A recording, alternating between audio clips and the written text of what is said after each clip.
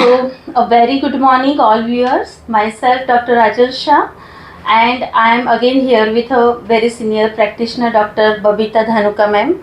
Welcome, ma'am. And Thank you. she is senior practitioner, but the thing is, she has passed her BHMS from Calcutta, and she stood first throughout her BHMS all years. And she is practitioner at Bhopal, Ahmedabad. She is a professor in repertory at Limri Homeopathic Medical College. She was examiner at different university homeopathic medical colleges, and she is a PG guide at Ahmedabad Homeopathic Medical College. The best thing is she always believed that whatever she has learned or gained, she wants to give back to the system. और इसके लिए आज बहुत unique प्यारा subject है, inside the world of homeopathy, a journey of believes and practice. और इसके लिए मैम से ज़्यादा कोई आई थिंक कि कोई डीप इंसाइटफुल हमें एक्सप्लेनेशन नहीं दे सकता है. And I without wasting much time I welcome you ma'am. Please हमें इसके बारे में बताए, टॉपिक समझाए और what we can learn from it. या मैं बिल्कुल बेसिक से स्टार्ट करूंगी. Inside the world of homeopathy, a journey of believe and practices. ये टॉपिक अपने आप के अंदर में इतनी सुंदर टॉपिक है कि किस तरह से एक 12th पास कर कर स्टूडेंट होम्योपैथी के वर्ल्ड में एंटर होता है और वहाँ वो बाकी कॉमन पीपल की ही तरह अनअवेयर होता है कि होम्योपैथी बेसिकली है क्या, और किस तरह से वो होम्योपैथी को धीरे धीरे समझता है और समझने के साथ ही साथ उसे भी कॉमन पीपल की तरह काफ़ी तरह के सवाल मन में आते हैं. आखिर होम्योपैथी है क्या, किस तरह से ये काम करती है, ये जो छोटी छोटी गोलियां है या वाइट कलर का पाउडर है या पानी में बनी हुई दवाई, क्या ये सच में काम करती होगी. इतनी सारी चीज़ें जो हमें पढ़ाई जाती है, स्पेशली मेट्रिया मेडिका के अंदर में जैसे सिम्टम्स लिखे रहते हैं, क्या वास्तव में पेशेंट ऐसे सिम्टम लेकर आता होगा. ये इस तरह के अलग अलग सवाल हमारे मन में डेफिनेटली आते हैं. तो ये जो बिलीफ सिस्टम है वो कैसे हम डेवलप करेंगे, और ये सिर्फ और सिर्फ होम्योपैथी सब्जेक्ट से रिलेटेड नहीं है. BHMS में हमने जितने भी सब्जेक्ट पढ़े हैं, हर एक सब्जेक्ट के अंदर हमें जो भी सिखाया जाता है वो एक्चुअल में पेशेंट में जब देखने को मिले तो हमारा विश्वास जो है वो बढ़ता है, कॉन्फिडेंस बढ़ता है. और कॉन्फिडेंस के साथ ही साथ जब भी हमारे पास पेशेंट आए, अननोन कंप्लेंट लेकर आए, तो भी हम उस अननोन को हमारे नोन के थ्रू कैसे हैंडल कर सकते हैं, ये विश्वास किस तरह से हम लोग डेवलप करते हैं, मैं एक एक कर आपको बताना चाहूँगी. जी मैम. तो सबसे पहले मैं बताऊँगी कि जब मैंने प्रैक्टिस स्टार्ट की थी तो वहाँ पर मैंने देखा कि एक करीबन 16 साल की लड़की वो आई और उसने कहा 3 से 4 महीना हो गया, मेंसेस नहीं आ रहे हैं. तो नॉर्मली जब हम हिस्ट्री लेते हैं तो हिस्ट्री लेते वक्त में जब अगर पूछें कि ऐसा कुछ हुआ था कि जिसकी वजह से मेंसेस नहीं आए, तो ऑब्वियसली इंडियन सोसाइटी है तो वहाँ उसने वही कहा कि नहीं, ऐसा कुछ भी नहीं है. तो मैंने कहा कोई बात नहीं है, क्योंकि हम लोग डायरेक्टली पेशेंट को ब्लेम नहीं कर सकते हैं और इस तरह के डायरेक्ट क्वेश्चंस भी नहीं पूछ सकते. तो वहाँ पर मैंने उनको एग्जामिन किया, तो ब्रेस्ट एग्जामिन किया एंड देन परवेजाइनल एग्जामिनेशन किया. तो ब्रेस्ट एग्जामिनेशन में मुझे जो मिला वो ये था कि मोंटगोमेरीज ट्यूबरकल वो ऑब्जर्व कर सकते थे एंड सेकेंडरी एरियोला भी डेवलप हो रहा था. तो मैंने याद किया कि गायनेकोप्स के अंदर में हमें बताया जाता है कि प्रेगनेंसी के अंदर भी ये साइन देखने को मिलते हैं.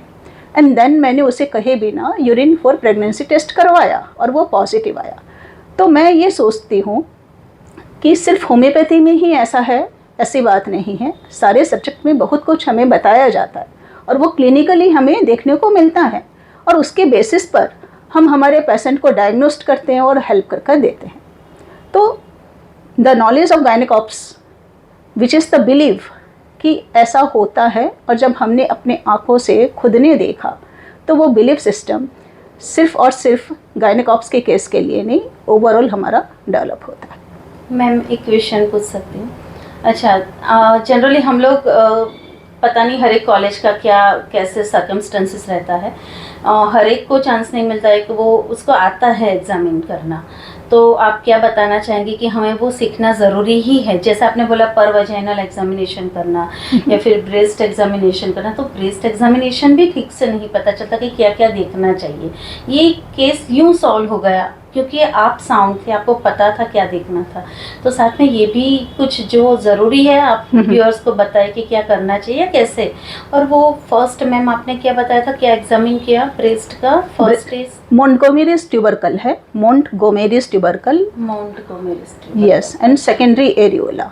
ये नॉर्मली 50 to 60% केसेस में प्रेगनेंसी का एक फर्स्ट साइन है जो ब्रेस्ट एग्जामिनेशन से हम कंफर्म कर सकते हैं। और यदि हमें लगे कि हाँ पॉसिबिलिटी है, अब 16 साल की एक लड़की है जिसने कहा ऐसी कोई हिस्ट्री नहीं है, लेकिन 50 to 60% पॉसिबिलिटी है, और उस वक्त तो मुझे ऐसा ही था कि 80 to 90% पॉसिबिलिटी है, तो वहाँ पर यूरिन फॉर प्रेगनेंसी जब करते हैं और पॉजिटिव आता है, फिर पेशेंट से डायरेक्ट क्वेश्चन करें तो वो एक्सेप्ट करता है इस बात को कि हाँ, एंड देन अकॉर्डिंगली जो भी प्लान ऑफ ट्रीटमेंट है हम कर सकते हैं।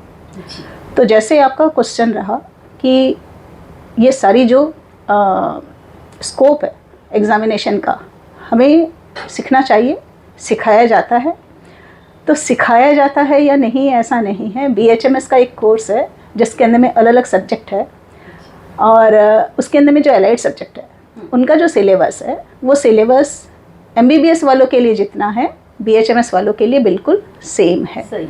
एंड फॉर्चुनेट या अनफॉर्चुनेट कुछ भी कह सकते हो आप, कोलकाता से जब मैंने पढ़ाई की थी तो वो भी गवर्नमेंट कॉलेज रही।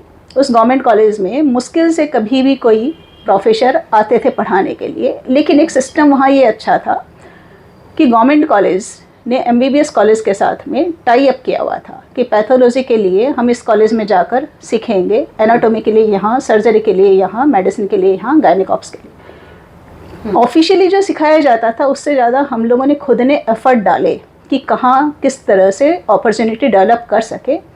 और नॉर्मली वहाँ दुर्गा पूजा के वक्त में हॉस्पिटल के अंदर में मेडिकल ऑफिसर्स वगैरह छुट्टी पर जाना चाहते हैं, उस वक्त का जो टाइम रहता है वह नंबर ऑफ़ पेशेंट्स भी काफ़ी ज़्यादा आते हैं, एंड देन वहाँ हम लोग MO वगैरह से बातचीत करके पूरी रात रुक जाते थे ताकि हमें एक्चुअल में फर्स्ट हैंड सारी चीज़ें देखने को मिले।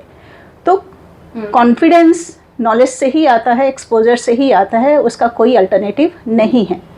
एंड स्टूडेंट्स को मैं ये बताना चाहूँगी, कमियां अगर हम निकालने जाए तो कमी हर जगह में है, तो हम क्या कर सकते हैं, कमी को कैसे कवर अप कर सकते हैं, कैसे हम अल्टरनेट वे ढूंढ सकते हैं सीखने के लिए और लर्न करने के लिए, तो उससे अच्छा कुछ नहीं। बिल्कुल सही बोला है मैम, बिल्कुल सही बात है, क्योंकि जिसको सीखना होता है वो कहीं से भी सीखेगा। हमें पता होना चाहिए कि हमें क्या सीखना है। बहुत अच्छी बात कही मैम। Yes ma'am please. मैं अभी मैंने जैसे कि ऑप्स से रिलेटेड बात बताई, मैं और एक बात बताना चाहूँगी। जैसे हमें कहा जाता है कि डेड बॉडी जो है उसको 4 से 5 घंटे के बाद में राइगर मॉर्टिस डेवलप होते हैं, तो हमने तो कभी देखा नहीं, हम बुक में पढ़ते हैं, लेकिन प्रैक्टिकली जब उस चीज़ को एक्सपीरियंस करते हैं तो मुझे याद है कि मेरे अर्ली प्रैक्टिस में मुझे डेथ सर्टिफिकेट देने के लिए बुलाया गया। वो पेशेंट मेरे अंडर में भी नहीं था, लेकिन एक ओल्ड लेडी थी जिन्हें एक अजीब सी जगह में रखा गया था, और पूछने पर उन्होंने बताया कि कुछ देर पहले ही, 1 आध घंटे पहले ही उनकी डेथ हुई है, और हमारे कुछ रिचुअल्स होते हैं, इसके लिए हमने उनको रूम से हटाकर यहाँ पर शिफ्ट कर रखा है। तो मैंने देखा कि बॉडी में राइगर मॉर्टिस तो हो गए थे, और मेरे नॉलेज के हिसाब से 4 to 5 आवर्स तो मिनिमम राइगर मॉर्टिस को डेवलप होने में लगते ही हैं। देन क्रॉस क्वेश्चन जब हम करते हैं तो वहाँ पर हमें सच्चाई का पता चलता है। देन अकॉर्डिंगली आप क्या करना है, सर्टिफिकेट देना है या फिर आप आगे का प्लान जो है वो डिसाइड कर सकते हो। तो knowledge not only related with the homeopathic subject but related with each and every subject is important, because first we are the doctor, then we are the homeopathic doctor. Yes, बिल्कुल सही बात है, क्योंकि initial days में वरना हम जब इतने कॉन्फिडेंट या इतना एक्सपोज नहीं होते तो वो भी ध्यान रखना ज़रूरी है। बिल्कुल सही है। इसी तरह से और एक केस में आपको बताना चाहूँगी कि जैसे हम लोगों ने गायनिक के अंदर में 100 की टेक्स्ट बुक पढ़ी, तो वहाँ लिखा था कि इनफर्टिलिटी का जो फर्स्ट कॉज है वो मैकेनिकल एरर होता है। तो मेरी क्लोज नोन जो 4 सालों से प्रेगनेंसी के लिए ट्राई कर रही थी, लेकिन वो प्रेग्नेंट हो नहीं पा रहे थे, तो एक दिन उन्होंने मुझे अप्रोच किया और कहा कि देखो ना कुछ हो सकता है क्या। तो पहले तो एक चीज़ ये होना चाहिए कि अगर आपके क्लोज नोन है तो आप उनके घर पर जब विजिट करने गए हो तो वहाँ उनकी फ़ाइल ओपन कर कर नहीं देखोगे। अगर वो अच्छा। बिल्कुल हाँ। अगर वो सीरियस है और सच में हाँ। आपसे एडवाइस लेना चाहता है तो उनको बोलना पड़ेगा कि हमारी जो वर्क प्लेस है आप वहाँ आओ जी। और वहाँ पर ही मैं आपके फ़ाइल को रेफ़र करूँगी, क्योंकि मेरे चेयर टेबल के अलावा मेरा माइंड काम नहीं करता है। वो इसके लिए बोलना ज़रूरी है कि एक तो रिस्पेक्ट होना चाहिए, वेदर दे आर सीरियस और दे आर कैजुअल, ये आपको समझ में आता है, क्योंकि आपका एफर्ट वेस्टेड नहीं होना चाहिए। बिल्कुल सही। तो उनकी जो फाइल थी उसे मैंने 2 आवर्स पूरे फाइल को शांति से एक एक कर कर पूरा का पूरा देखा। देखने के बाद में मुझे लगा कि इसमें ऐसा कुछ है नहीं जिसकी वजह से प्रेगनेंसी हो नहीं सकती। लेकिन कोलकाता के प्रैक्टिस की बात है, तो मैंने देखा कि वहाँ नाम किए हुए जितने भी डॉक्टर्स हैं उन सबको उन्होंने कंसल्ट किया, तो फिर क्या वजह हो सकती है। तो फिर मैंने अपने विश्वास पर विश्वास रखते हुए सोचा कि पहले एक एक करके पूछते हैं कि कैसे क्या है। तो पहला जो फॉर्मूला था कि mechanical error is the first और most important cause of infertility. तो मैंने पूछा कि भाई किस तरह से कैसा है, आप लोगों का किस तरह से है। तो पता चला कि they do not know the proper way of doing the intercourse and then what's the issue of doing so many investigations. तो many times the bigger specialized name they just ignore or they are somewhere not taking in account कि this may be the reason। क्योंकि जब specialist के पास में कोई भी case जाता है तो वो स्पेशलाइजेशन पॉइंट ऑफ व्यू ही इस बात को समझते हैं, जबकि बीइंग अ होम्योपैथ डॉक्टर और बीइंग अ फिजिशियन हमें हमारे बेसिक्स को कभी नहीं भूलना चाहिए। एंड उस केस में मैंने उन्हें एडवाइस किया एंड प्रॉपरली गाइड किया। तो पहला मेंसेस मिस हुआ एंड देन सेकंड मेंसेस में ही सी बिकेम प्रेग्नेंट, मत मीन्स सेकंड मेंसेस आया ही नहीं। तो 4 साल के ट्रीटमेंट के दौरान इस तरह की घटना बनी and ultimately what was the thing was the mechanical error, जो हम जनरली काउंट नहीं करते। The first rule of infertility. जी, तो ये छोटे छोटी बात जो है वो हम ध्यान में रख सकते हैं और हमारी प्रैक्टिस में उसको इंक्लूड करना ही है। जो हम पढ़े हुए हैं उसको इस तरह से अप्लाई कर सकते हैं। बिल्कुल। Yes ma'am. ओके। सेकंड कि जैसे हम लोगों ने जो भी पढ़ा है उस पढ़े हुए को अगर हम लोग अपनी day to day student life में अगर विटनेस करने का मौका मिले तो उससे अच्छी बात हो नहीं सकती। मुझे याद है कि मैं फर्स्ट ईयर में थी और मेरे दीदी, उनको मलेरिया हुआ था, क्योंकि हम लोग कोलकाता में मलेरिया प्रोन जोन में रहा करते थे।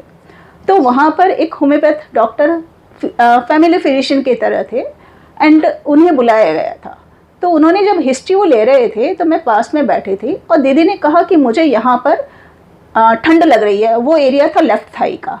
तो मेरे मुंह से निकला, अरे थूजा के सिम्टम बता रहे हैं ये एक अलग बात है कि वो सर ने अपने हिसाब से प्रिस्क्रिप्शन दिया, लेकिन मैं एकदम से जैसे उछल गई कि ओके, बुक में जो लिखा है वो पेशेंट में देखने को मिलता है।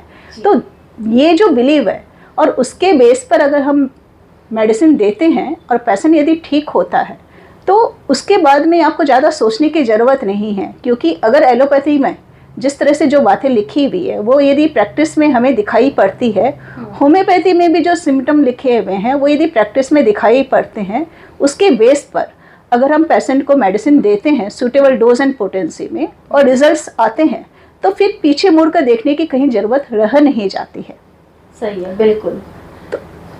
मतलब जो इतने बुक्स में हम देखते आए, एलोपैथिक भी सब्जेक्ट्स पढ़ रहे हैं हम, मतलब साउंड नॉलेज के लिए, थोड़ा जाने के लिए, होम्योपैथिक हम फार्मेक पढ़ रहे हैं, सारी रेपर्टरी मटेरियल मेडिका, पर जो उसको विजुअलाइज करने की भी बात है ना। जैसे हम बैठे तो डे टू डे अगर हम आईज ईयर्स खुले रखते तो हमें कुछ ना कुछ लिंक अप कोरिलेट मिलता है। ज़रूरत है हमें पैशनेट होने की, तो हमें हमारी पैथी में इतना अच्छा रिजल्ट, इतना अच्छा विजुअलाइजेशन जैसे मैम बता रहे हैं, वैसे सारी बिलीफ और प्रैक्टिस में हमें इतनी हेल्पफुल हो सकती है। बिल्कुल। अभी मैं आपको और एक बात बताती हूँ कि कोलकाता के अंदर में मीन्स होम्योपैथ के ऊपर में भरोसा एलोपैथ भी रखते हैं। अच्छा। तो किस तरह से मेरे मदर ने उन्हें डेंचर्स बनाने थे तो एक एक कर टूथ एक्सट्रैक्शन करवाते थे वो, तो डेंटिस्ट ने कहा कि अच्छा आप होम्योपैथी कर रहे हो ना, तो इनको कोई एंटीबायोटिक या पेन किलर की ज़रूरत नहीं है, आप इनको आर्निका का खिलाना और कैलेंडुला लगा कर देना। तो मैंने देखा कि हम जिस होम्योपैथी को पढ़ रहे हैं उसके बारे में बेटर एक्सपीरियंस एक डेंटिस्ट को है। एंड सच में मैंने देखा, फर्स्ट हैंड एक्सपीरियंस किया कि मम्मी को एंटीबायोटिक और पेन किलर देने की ज़रूरत नहीं पड़ी। एंड यही जो मेरा अनुभव था, इस अनुभव को मैंने मेरे केस में अलग अलग जगह में अप्लाई किया, क्योंकि हम कहते हैं charity begins from the home. तो charity begins from the home का मतलब सिर्फ ऐसा नहीं कि अच्छा ही हमारे यहाँ से, लेकिन किसी भी तरह का कोई एक्सपेरिमेंट करना है तो वो भी हमें हमारे घर से ही शुरू करना चाहिए। तो कॉन्फिडेंस भी बहुत अच्छा बिल्डअप होता है ना, क्योंकि कोई एग्रावेशन या कोई फियर नहीं होता है, हम बिल्कुल कॉन्फिडेंटली शुरू करते हैं। मैं एक बात भी यहाँ पे सॉरी पर शेयर करना चाहूँगी। जैसे मैं भी पढ़ के निकली थी और थोड़ा बहुत एलोपैथिक का नॉलेज लेने के लिए, बिकॉज सिस्टम का जानना ज़रूरी होता है, तो प्रैक्टिस में कर रही थी तभी। उन दिनों आपने बताया वैसे स्किन स्पेशलिस्ट के साथ में बैठती थी, बहुत रिनाउंड है, तो अभी भी कर रहे हैं प्रैक्टिस वो। तो जब भी मैं उनके साथ बैठती थी समझने के लिए, डायग्नोसिस के लिए, तभी वो बताते थे कि अरे इसमें तो थूजा ही जाएगी, आप लिख दो थूजा। मतलब तब हम इतने वो प्रेजुडिस नहीं था, हम सोते थूजा ही क्यों, कॉस्टिकम भी आ सकती ये वो, पर वो लोगों को हमारा फार्मिक नहीं पता होता ना, तो वो लोग इतना सपोर्ट करते हैं मैम हमें। बिल्कुल। अभी जैसे आपने वाट्स की बात की, तो वाट्स का ही एक केस मैं आपको बताऊंगी, लेकिन उसके पहले कैलेंडुला के ऊपर मेरा जो फेथ है वो इतना स्ट्रांग है कि मैं कैलेंडुला मदर टिंचर, एक अकेली मदर टिंचर अपने पास में रखती हूँ। बाकी मदर टिंचर्स मैं रेयरली यूज़ करती हूँ। हाँ, डेफिनेटली अगर ज़रूरत पड़े तो यूज़ किया जा सकता है, वैसा है नहीं कि नहीं करना है। तो कैलेंडुला के लिए जैसे डेंटिस्ट ने कहा, फिर कैलेंडुला में हमने पढ़ा कि भाई ये हीलिंग बाय प्राइमरी इंटेंशन करती है, हेल्दी ग्रेन्युलेशन टिश्यू बनाती है। फिर हमने ये भी देखा कि स्टिचेस क्यों लेते हैं, स्टिचेस एक्चुअल में हीलिंग नहीं करता, स्टिचेस एक्चुअल में दो स्किन के एजेस को पास लाता है और हीलिंग तो बॉडी ही करके देती है। तो इस बात को मैंने समझा, और मेरे घर में करीबन 7 से 8 साल का भतीजा था, तो उससे वो दौड़ते भागते हुए में स्कल्प के ऊपर में कट गया। तो मैंने देखा कि अभी बहुत ज़्यादा नहीं था, करीबन आधा इंच जितना था, तो मैंने कहा कि अभी इसमें स्टिचेस नहीं लेते। तो मैंने वहाँ कैलेंडुला लगाई और उसमें पट्टी इस तरह से की कि दोनों एजेस एक के पास एक आ जाए, एंड 4 से 5 दिन में तो वो पूरी तरह से जुड़ गया। अच्छा। तो जब ये बिलीव हम फर्स्ट हैंड एक्सपीरियंस करें तो उसके बाद में कोई रोकने वाला हो ही नहीं सकता। मैं आपको और एक बात बताती हूँ कैलेंडुला के बारे में। मुझे पता चला कि ये बीटाडिन का यूज़ करते हैं after normal delivery, just to insert so that antiseptic का काम करे। कैलेंडुला के लिए कहा जाता है कि ये एंटीसेप्टिक है, एंटी इन्फ्लामेटरी है, पेन रिमूव करती है और हीलिंग का काम करती है और एंटी हेमरेजिक भी है। तो इतने सारे इसके फ़ायदे हैं। तो मैं डिलीवरी के वक्त में कैलेंडुला मदर टिंचर अपने साथ में लेकर नर्सिंग होम गई थी। एंड जो गायनेकोलॉजिस्ट थे वो मेरे दीदी के फ्रेंड थे, तो मैंने उनसे रिक्वेस्ट किया कि आप अपने बीटाडिन के बदले इसका इस्तेमाल कर सकते हो। तो उन्होंने कहा कि हाँ ठीक है, कोई दिक्कत नहीं है। तो फर्स्ट डे 7:30 के करीब डिलीवरी हुई और सेकेंड डे डिस्चार्ज के पहले जो नर्स थी उन्होंने आकर ड्रेसिंग वगैरह की। उन्होंने कहा कि आज तक उन्होंने इतनी अच्छी हीलिंग किसी पेशेंट में नहीं देखी। तो क्या हुआ, क्या किया, तो यहाँ से हमें पता चलता है कि कैलेंडुला किस तरह से कैसे इफ़ेक्टिव होता है। एंड आप अगर अपने ऊपर में किसी चीज़ को एक्सपेरिमेंट करने का साहस रखते हो तो वो साहस कब रखोगे, जब आपने उसको विटनेस किया है। तो अलग अलग केसेस में विटनेस करना होगा कि वो how much effective these medicines are. सही है, बिल्कुल सही है। अभी जैसे कि वाट्स के बारे में आप बता रहे थे कि थूजा के अलावा भी तो मेडिसिन्स है। हाँ। ओके। तो मैं जैसे बताती हूँ कि बेसिक्स क्लियर हो, तो मैंने ये तय कर लिया था कि सबसे पहले मुझे डॉक्टर बनना है, ताकि कोई यदि बोले कि ये डॉक्टर है तो होम्योपैथिक डॉक्टर तो उसके बाद आएगा, पहले डॉक्टर आएगा। तो मुझे डिलीवरी करवानी आनी चाहिए, मुझे IV फ्लूइड देना आना चाहिए, मुझे इंजेक्शन देना आना चाहिए, मतलब आना चाहिए एटलीस्ट, सब कुछ मुझे आना चाहिए। मैं करूँगी या नहीं करूँगी ये मेरी खुद की चॉइस होगी। तो मैंने तब ऐसा था कि वी आर होम्योपैथ, तो हमें सिम्टम्स देखने हैं, हमें पेशेंट को क्योर करना है, हमें सर्जिकल सीखना है पर अप्लाई नहीं करना है, ऐसा नहीं होता है। जब प्रैक्टिकल लाइफ में है हमें थोड़ा आना तो चाहिए, क्योंकि घर में भी अगर इमरजेंसी आई, जैसे मैम ने बताया, तो एटलीस्ट बेसिक सही है। पहले डॉक्टर होते हुए बेसिक्स तो आपको तो बिल्कुल, तो सारे सब्जेक्ट का थॉरो नॉलेज आपको लेना है। कैसे लेना है उसको, उसकी अपॉर्चुनिटी आपको खुद को ही डेवलप करनी पड़ेगी। हमने की थी और उस तरह से हम लोग कह सकते हैं कि एक कंप्लीट डॉक्टर के रूप में पास कर निकल पाए थे। और एग्ज़ाम देने के सेकंड डे ही मैंने खुद की प्राइवेट प्रैक्टिस चालू कर दी थी। रिजल्ट तो आया ही नहीं था, अच्छा। क्योंकि कॉन्फिडेंस उतना था और उस तरह से एक्सपोज भी किया था। बिल्कुल बिल्कुल। तो मेडिकल कॉलेजेस के अंदर में अलग अलग ओपीडीज़ के अंदर में स्किन की, सर्जरी की, मेडिसिन की अलग अलग ओपीडी में जाकर हम केसेस देखते थे, कैसे डायग्नोसिस होता है वो देखते थे, उनकी दी हुई मेडिसिन के क्या रिजल्ट्स आते हैं वो देखते थे, उनके साइड इफ़ेक्ट क्या है वो देखते थे, और अल्टीमेटली उसकी प्रोग्नोसिस वो क्या बता रहे हैं वो भी देखते थे, ताकि इतनी क्लियरिटी के साथ में जब हम अपनी खुद की प्रैक्टिस शुरू करें तो हमें भी पता हो कि इतना टाइम अगर लग रहा है तो इट्स टोटली ओके। उससे कम टाइम लग रहा है इसका मतलब homeopathy is better somewhere to provide better result in such cases. तो वहाँ ये बेसिक सारे सीखे। एंड एलोपैथी सब्जेक्ट के साथ ही साथ, आई मीन एलाइड सब्जेक्ट के साथ ही साथ होम्योपैथी भी जितना मैक्सिमम सीखा जा सकता था, और एक जन से नहीं सीखा, अलग अलग डॉक्टर्स के पास में, और जिस डॉक्टर की प्रैक्टिस मेरे मन के हिसाब से लगता था कि नहीं ये अच्छी है और ये सेट हो रही है या मेरे लर्निंग को सूट कर रही है, उनके यहाँ सेकेंड टाइम या थर्ड टाइम जाने। और यदि कोई एक डॉक्टर हमें लगे कि नाम भले ही उनका काफ़ी है पर वो हमें सूट नहीं कर रहा है, तो वहाँ आपको जाना स्टॉप करना होगा। तो ये डिसीजन मेकिंग पावर आपका डे वन से रहना चाहिए जी। तो होम्योपैथी में करना क्या है? होम्योपैथी में करना क्या है, सबसे पहले हमें एलाइड सब्जेक्ट का पूरा नॉलेज, होम्योपैथी की केस टेकिंग अच्छे से, मेट्रिया मेडिका का साउंड नॉलेज होना चाहिए, ऑर्गन का जो बेसिक ग्रामर या फाउंडेशन है वो आना चाहिए, रेपर्टरी को कैसे इस्तेमाल करना है वो आना चाहिए। इतना अगर आपको आ गया तो फिर आप कहीं पीछे रह ही नहीं सकते हो। तो जैसे ही मैंने प्रैक्टिस स्टार्ट की तो मेरा एक फर्स्ट कजिन, उसे 14 to 20 वॉट्स पूरे स्कल्प में थे और करीबन 6 महीने से थे। वो अपनी तरीके से ट्रीटमेंट करवा रहा था, हो नहीं रहा था। अल्टीमेटली उसने कहा कि देखो कुछ हो सकता है क्या, तो क्लिनिक पर बुलाया, उसकी सिंपल मैंने हिस्ट्री ली। सिंपल हिस्ट्री के बाद में मैंने देखा कि वॉट्स जो है वो उसका, जैसे कि वो यदि टॉवेल से उसको पोंछे तो ब्लीड करने लगता था, पेन करता था। सर को यदि दीवार के सहारे लेकर बैठता था तो वहाँ पर भी पेन होता था, यानी कि पेनफुल वॉट्स विच ब्लीड वेरी इजीली।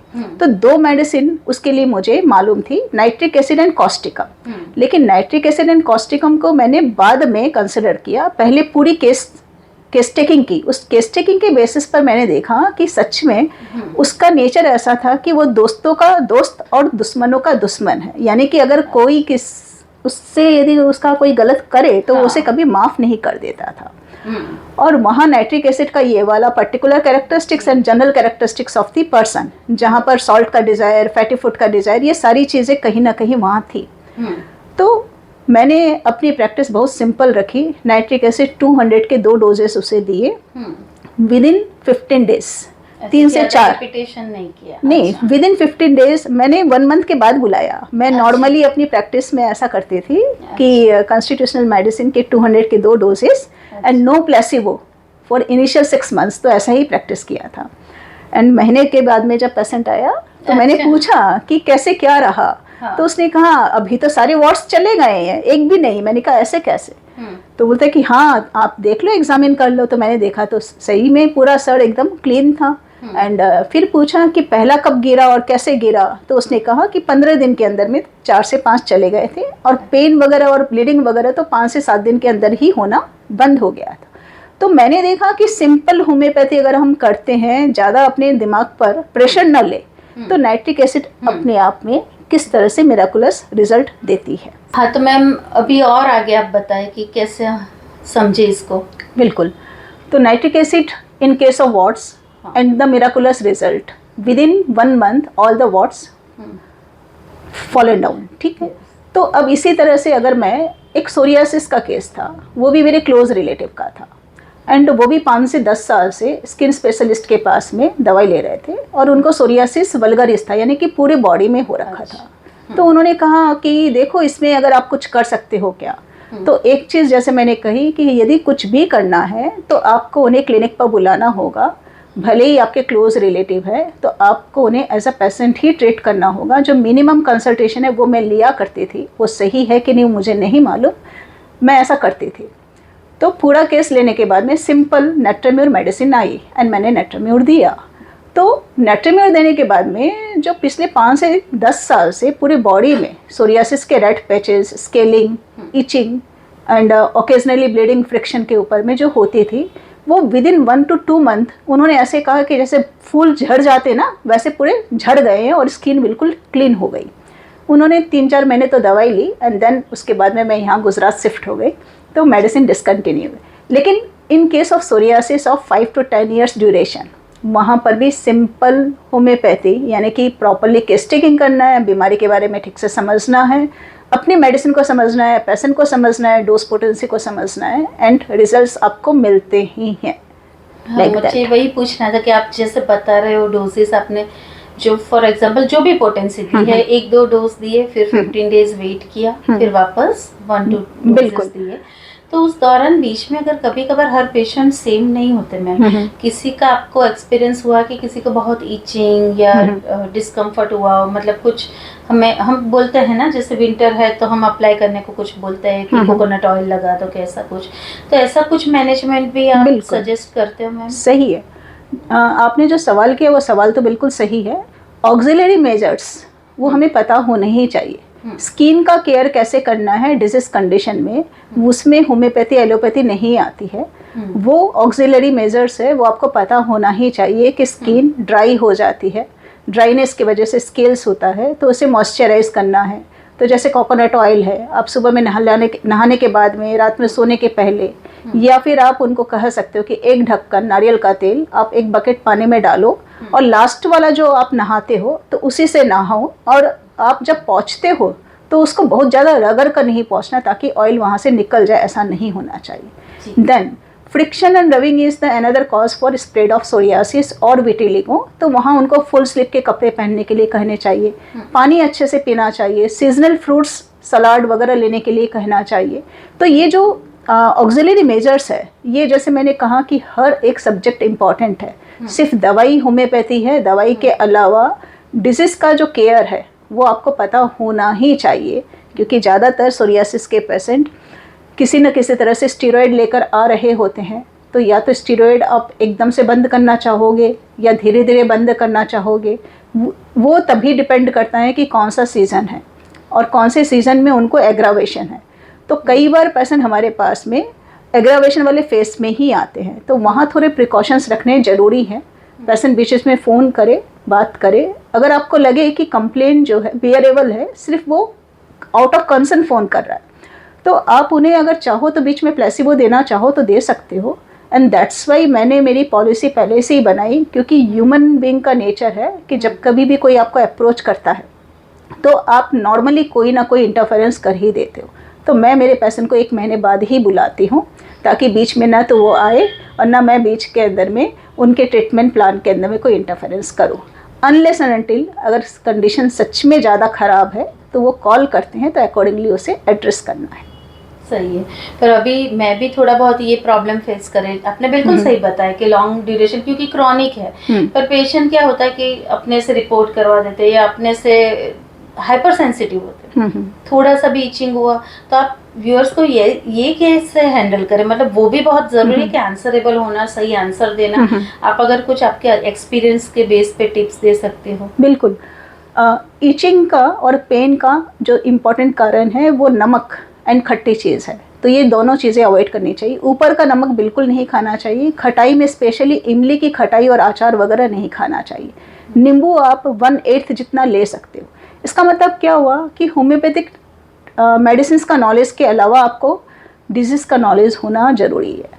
मैंने एक्चुअल में 4 साल डॉक्टर बतराज में काम किया था। मैंने वहाँ देखा कि वो डिजीज़ को कितने अच्छे तरीके से समझते हैं और पेशेंट को कितने अच्छे तरीके से समझाते हैं, क्योंकि एक बार पेशेंट को अपनी बीमारी अच्छे से समझ में आ जाए तो फिर वो वेट करता है एंड उसका पेशेंस लेवल डेवलप होता है। सही है, बिल्कुल सपोर्ट करता है। बिल्कुल, यस यस मैम, और कुछ एग्जांपल्स? या डेफिनेटली। अब मैं जैसे बताऊं कि हमारा अपने ऊपर विश्वास तो रहता है, लेकिन हमारे विश्वास पर यदि कोई और विश्वास जताता है तो हमारा जोश डबल हो जाता है। जी। तो मुझे नहीं मालूम कि मेरे एक एनाटॉमी के मैम जिनसे मैंने पूरा एनाटॉमी पढ़ा था, उनके हस्बैंड टाइप 1 डायबिटीज़ मेलाइटिस से सफ़र कर रहे थे। उनकी करीबन एज 45 के करीब रही होगी और करीबन 20 to 25 ईयर्स की एज से उनको टाइप 1 डायबिटीज़ मेलाइटिस था और वो एलोपैथिक मेडिसिन ले रहे थे।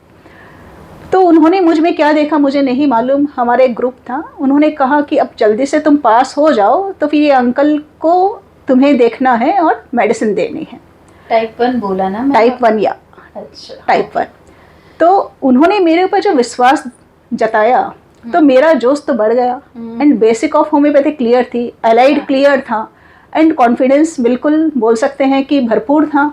और फिर मैम ने विश्वास जताया और इतने लोगों के बीच में उन्होंने मुझे कहा कि तुम्हें अंकल को मेडिसिन देनी है। तो वही क्लिनिक के अंदर में आए, वो पूरी हिस्ट्री ली मैंने।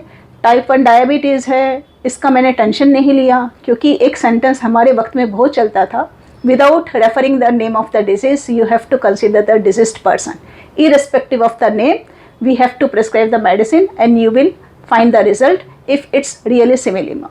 बिल्कुल इम्पोर्टेंट बात कही। मैंने अभी आपको इंटरप्ट किया, सॉरी। नहीं, हम लोग टेंशन में ही आ जाते हैं। जनरली सब लोग पास होते हैं ये फेज से, पर डिसीज का नाम सुन के हम हमारी लिमिटेशन सोच लेते हैं। ऐसा नहीं करना है। बिल्कुल। तो वो सर आए, उनकी हिस्ट्री मैंने ली। हिस्ट्री लेने के बाद में ग्राफाइट्स मेडिसिन निकल कर आई। एंड मैं उस समय में ये नहीं सोचती थी कि बीमारी क्या है, बीमार इंसान की हिस्ट्री वो प्रॉपर ले और वो मेडिसिन सही निकल रही है, सिर्फ इतना ही मैक्सिमम ध्यान रखा जाता था। और डिजीज़ के हिसाब से 20 साल से वो सफ़र कर ही रहे थे, 45 की एज थी, करीबन 20 से 25 साल की एज में उनको स्टार्ट हुआ था। तो क्या प्रिकॉशंस लेने हैं डायबिटीज़ के लिए वो तो सब उन्हें पता ही था, सिर्फ यहाँ चेंज करना था मुझे ट्रीटमेंट। तो ट्रीटमेंट के अंदर में what ever he was taking he continue with it and ऊपर से एडेड हमारी होम्योपैथिक मेडिसिन। तो उस समय में मैं CR मेडिसिन की 200 के 2 डोज ही दिया करती थी, वही मेरा एक सिस्टम शुरुआत का था। तो मेडिसिन देने के बाद में मैंने देखा कि उनके जो यूनिट्स थे मॉर्निंग और इवनिंग के, तो टोटल 42 यूनिट्स हुआ करते थे।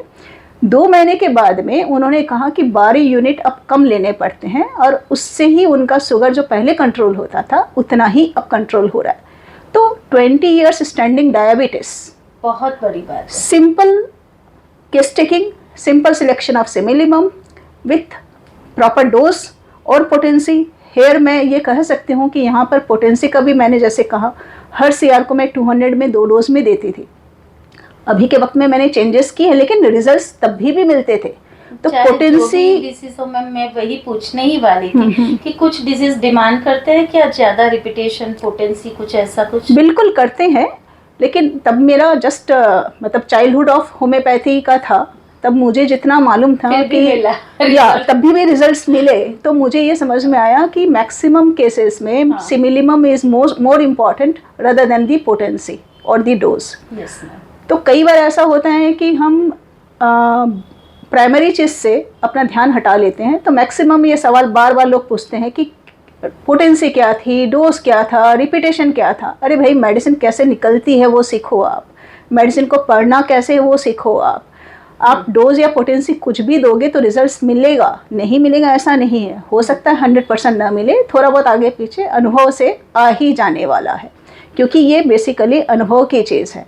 तो ग्राफाइट्स देने के बाद में उनका 6 मंथ्स उन्होंने मुझसे ट्रीटमेंट लिया और 6 मंथ्स के बाद में एक दिन उन्होंने मुझे घर पर बुलाया और कहा कि जिनके अंडर में मैं हूँ, उन्होंने मुझे बैठाया साथ में और कहा कि देखो अभी आपका 20-25 साल से डायबिटीज़ है, आपका ये फेल हो गया, ये फेल हो गया, ये फेल हो गया, अब मैक्सिमम 1 से 1.5 महीने आप सर्वाइव करोगे। और उस वक्त में उनको पल्मोनरी एडिमा हो गया था, लेफ्ट वेंट्रिकुलर हाइपरट्रॉफी हो गया था, किडनी पर भी इफेक्ट आ गया था, सब कुछ तो हो ही गया था। तो उन्होंने कहा कि ये डेरिफाइलिन के इंजेक्शंस दिन में 3 बार लेने के लिए कह रहे हैं। तो अब ठीक है, 20 साल दवाई लेने के बावजूद अगर ये बता रहे हैं कि दवाई लेने के बाद में भी अगर डायबिटीज़ में कोई असर नहीं है, तो क्या चीज़ के लिए मुझे दवाइयाँ दी और आज के दिन में मुझे बोल रहे हैं कि 1 से 1.5 महीने आपकी लाइफ है। तो मैं कुछ समझ नहीं पा रहा हूँ, इमोशनली डिस्टर्ब थे।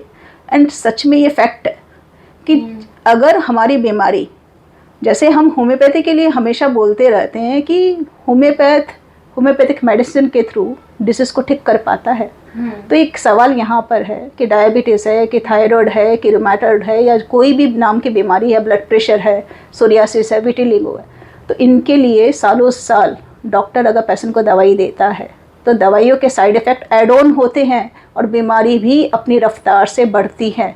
तो फिर ट्रीटमेंट के नाम पर क्या किया गया था उनके साथ में? मतलब कुछ भी नहीं किया गया, कुछ भी नहीं किया गया था। उससे तो बेटर है कि अगर वो सच्चाई से ये एक्सेप्ट कर ले कि उनके पास में सिर्फ इमरजेंसी के लिए ही मेडिसिन है, ट्रीटमेंट प्रॉपर करने के लिए उनके पास उनके सिस्टम में अब तक कोई मेडिसिन डेवलप नहीं हुई है, तो वो कम से कम अल्टरनेट सिस्टम में जा सकते हैं, सपोर्ट ले सकते हैं। पर कभी डायबिटिक कीटोएसिडोसिस मतलब कुछ भी hypoglycaemia, no doubt with their medication ये रहता है रिस्क, पर ऐसा कुछ भी तो इसका मतलब ये हुआ कि awareness about the disease patient को होनी चाहिए और आप जिस फिजिशियन के अंडर में ट्रीटमेंट ले रहे हैं उसे भी होना चाहिए।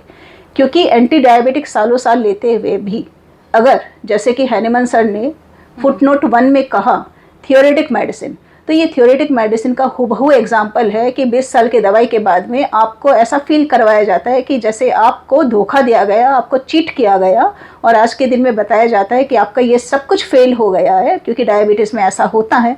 तो 20 साल दवाई क्या चीज़ की दी आपको। और अब अगर आपको बताया जाता है कि 1 से 1.5 महीने ही आपकी लाइफ है और उसके अंदर में भी 3 पेन किलर 3 डेरिफाइलिन इंजेक्शंस आपको लेने होंगे, तो यानी कि पेनफुल कंडीशन के साथ में आप जी रहे हो। एट द सेम टाइम वहाँ उन्होंने मुझे कहा कि देखो अब ये तो मैं एक्सेप्ट कर रहा हूँ कि 1 से 1.5 महीने में मेरी लाइफ पूरी हो जाएगी, लेकिन स्टिल इसके पहले भी जैसे मेडिसिन लेकर 12 यूनिट अगर इंसुलिन इंजेक्शंस के कम हो सकते हैं तो अगर कुछ कर सकते हो। तो तब मुझे ध्यान था कि एस्पिडोस्पर्मा में लिखा है कि digitalis of the lung, and then उसको मैंने रेफ़र किया। रेफ़र करने के बाद में उनको एस्पिडोस्पर्मा 30 पोटेंसी में दिन में 4 बार लेने को कहा।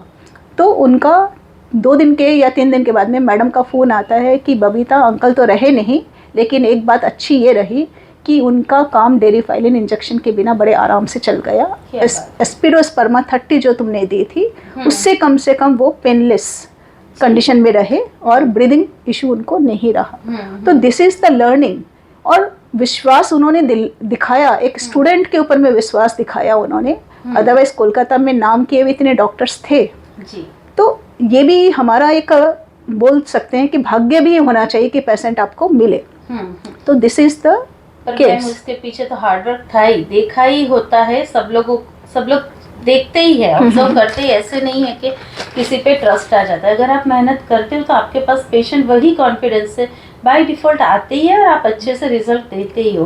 पर मैं एक बात बोलना चाहूँगी कि इन दिनों जो डायबिटीज़ की पर्टिकुलरली बात है तो अपनी लाइफस्टाइल, फूड स्टाइल बहुत मैटर करती है। ये मैम की केस के रिलेटेड मैं नहीं बोल रही हूँ, ऐसे ही डायबिटीज़ के लिए है, क्योंकि आजकल इतने नॉन कम्युनिकेबल डिजीज़ बढ़ रहा है। तो मैम हम होम्योपैथिक तो very safe, but if we are not looking for our lifestyle तो फिर चाहे कोई भी दवाई होगी तो वो स्लो इफेक्ट करेगी या डीप एक्टिंग नहीं करेगी या रिवर्स भी नहीं करेगी।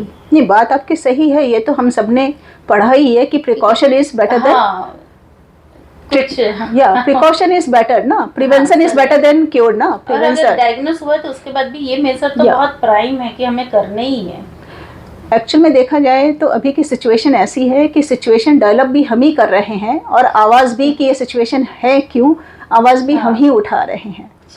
तो प्रॉब्लम वहाँ पर है। तो prevention is always better than the cure. And definitely homeopathy के अंदर में भी फुटनोट एफोरिज्म 4 के अंदर में ये बात हैनिमन सर ने कही है और ये अवेयरनेस फैलाया जा रहा है। तो इसके लिए क्या कर सकते हैं? तो इसके लिए जो कर सकते हैं वो काफ़ी बेसिक से ही शुरू करना पड़ेगा। ऊपर से हम जो लिपापोती करते हैं हर वक्त वो नहीं कर सकते, क्योंकि ऑर्गेनिक फूड के नाम पर हमें क्या दिया जा रहा है हमें नहीं मालूम। फिर उसके बाद में रोज़मर्रा की जो ज़िंदगी है उसके अंदर में जो खाना पीना जो हम खा रहे हैं उसके अंदर में हर एक चीज़ का सिर्फ सुपरफिशियल सॉल्यूशन दिया जा रहा है। बेसिक लेवल पर कोई काम करने को तैयार ही नहीं है। तो बेसिक लेवल पर यदि काम नहीं होगा तो बीमारी तो रहने वाली है। अब बीमारी रहने वाली है तो सिर्फ अब हम एज अ डॉक्टर ये कर सकते हैं कि बीमार इंसान को कम से कम तकलीफ देकर जी। ठीक कर सकें। क्योंकि पूरी सिस्टम तो हम नहीं बदल बिल्कुल। सकते। अब डायबिटीज़ से रिलेटेड और एक मैं बात बता रही जी हूँ। मैम। जैसे कि एक डायबिटीज़ होता है जो डायबिटीज़ टाइप 1 और टाइप 2 के बीच में आता है, स्लोली डेवलपिंग डायबिटीज़ ऐसा कहते हैं उसको। लाडो कहते हैं ऐसे? उसका कुछ एक नाम है, या लाडो हाँ, नाम लाडो है। नाम है, यस हाँ। यस यस या। हम्म, तो वैसा एक केस पिछले 2 साल से मेरे पास में है, जिसका डायग्नोसिस हुआ था स्टिफमैन सिंड्रोम। ओके। उसमें ऐसा होता है कि आपके जो जॉइंट्स वगैरह है वो स्टिफ हो जाते हैं, मूवमेंट रिस्ट्रिक्ट हो जाता है, पेन करता है, और साथ में आपको इंसुलिन के इंजेक्शंस वगैरह लेने होते हैं। तो इस तरह का एक पेशेंट आया। अब स्टिफमैन सिंड्रोम नाम तो मैंने पेशेंट के मुंह से ही सुना, पर जैसे मैंने कहा कि बेसिक्स आप पकड़ कर चलो एंड देन रिजल्ट्स आपको मिलने वाला है। तो वही पेशेंट की पूरी हिस्ट्री ली। पूरी हिस्ट्री के बाद में उनकी मेडिसिन जो आ रही थी वो सिलेक्ट की। मेडिसिन सिलेक्ट करने के बाद में उनकी मेडिसिन जो आई, वो पहली मेडिसिन उनकी थी कॉस्टिकम। और कॉस्टिकम इसके लिए थी कि कॉस्टिकम के अंदर में एक बात लिखी हुई है, ओवर एग्जर्शन, या फिर जैसे कि too much over exertion, like doing too much gymnastic work और too much cycling in a very short span. तो ऐसी हिस्ट्री उस पेशेंट में मिली, और बाकी पूरी हिस्ट्री जो मैंने ली तो उसके साथ कॉस्टिकम मैच कर रहा था। And somewhere natrum is also coming. तो मेरे ख्याल से मैंने स्टार्ट नट्रम से की, एंड देन ये हिस्ट्री मुझे मिली कि 2 साल पहले उन्होंने एकदम से जिम स्टार्ट किया, और 2-2 घंटे के लिए वो ऐसा करते थे। उनकी एज करीबन 42 से 45 के बीच हो गई। तो कॉस्टिकम में एक लाइन लिखी हुई है, hypertrophy of the heart in gymnastics. तो वहाँ पर हार्ट की अगर हाइपरट्रॉफी हो सकती है तो मस्कुलर स्ट्रेन भी तो पॉसिबल है। तो इस बात को मैंने ऐसे समझा। बाकी कॉस्टिकम के सिम्टम, मॉडलिटी उसकी, तो उसके बेसिस पर उनका जो जॉइंट्स पेन था वो टोटली चला गया। तो यहाँ पर भी सिंपल अच्छे से कोरिलेट किया ना। बिल्कुल। ऐसा नहीं है कि वर्ड्स को ही कोर को समझा। बिल्कुल। जो मसल्स। या तो वहाँ पर उन्होंने मतलब एकदम से जैसे 2 घंटा पर डे का जिम स्टार्ट कर दिया। फिर एक दिन उनकी कंप्लेन जो शुरू हुई थी वो इस तरह से हुई कि स्कूल में टीचर थे, तो वहाँ एक बड़ा वाला जो ट्री है वो गिर गया था, तो वो उन्होंने पुल किया। उस दिन के बाद से उनको over strain and over sprain के बाद में कंप्लेन की शुरुआत हुई। तो बीमारी के नाम से मैं घबराई नहीं, क्योंकि मैंने मेरे चाइल्डहुड ऑफ होम्योपैथी में देखा कि आपको सिंपल फार्मूला अपनाना है।